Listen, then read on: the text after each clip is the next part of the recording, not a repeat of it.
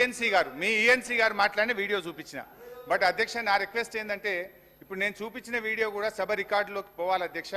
మీరు ఆ వీడియోను దయచేసి చూపించే ప్రయత్నం చేయాలి. ఎందుకంటే వారు వీడియోలు చూపిస్తే కరెక్ట్, కానీ మేము వీడియోలు చూపిస్తే తప్పు అనేది కూడా. సార్ డిప్యూటీ సీఎం గారు, నేను సార్ హరీష్ రావు గారు, సార్ నేను వారు మాట్లాడిన తర్వాత, వారు పూర్తిగా మాట్లాడిన తర్వాతనే మాట్లాడదాం అనుకున్నాను.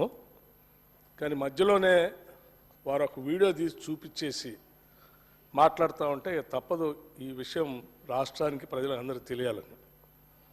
మురళీధర్ రావు గారు మాట్లాడినటువంటి ఈఎన్సీ మాట్లాడినటువంటి మాటల్ని సభలో వీడియో ద్వారా చూపిస్తూ ఉన్నారు. మురళీధర్ రావు గారు అనేటువంటి ఈఎన్సీ టీఆర్ఎస్ పార్టీ రిటైర్ అయిన తర్వాత ఒక దశాబ్ద కాలం కొనసాగించుకొని మొత్తం వారికి ఎట్లా కావాలో అట్లా చేపించుకునేటువంటి ఒక వ్యక్తిగా ఆయన ఈఎన్సీగా రిటైర్ అయిన తర్వాత కూడా అట్లా పెట్టుకున్నారు.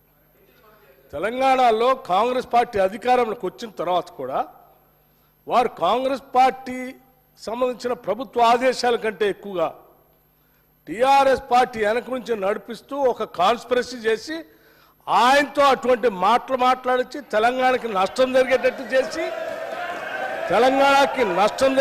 చేసి తెలంగాణ కోసం పోరాటం చేస్తూ, నీళ్ల కోసం పోరాటం చేస్తూ, కేఆర్ఎంబికి ఎట్టి పరిస్థితుల్లో మా ప్రాజెక్టులు ఒప్పజెప్పని మా ముఖ్యమంత్రి, మా నీటిపారుదల శాఖ మంత్రి ఇద్దరు ఒక స్టాండ్ తీసుకొని గట్టిగా రాష్ట్రం కోసం పోరాటం చేస్తూ ఉంటే మీ ఏజెంటు మీ కాన్స్పిరసీతో అది మాట్లాడించి దాన్ని తీసుకొచ్చి మళ్ళీ సభలో చూపించి ఇవన్నీ చేస్తూ ఉన్నారు. మాకు తెలిసిన తర్వాతనే వారి తట్టా బుట్ట అంతా సరిది ఇంటికి పంపించాం.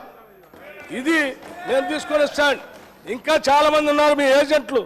ఆ ఏజెంట్ల సంగతి కూడా ఒకళ్ళ తర్వాత ఒకళ్ళు అన్ని బయటికి తీసి ఈ రాష్ట్రానికి ఎంత నష్టం చేస్తున్నారో ఆ నష్టాన్ని అంతా కూడా ప్రజలు చెప్పి తీసుకోవాలి, చర్యలన్నీ తీసుకుంటాం.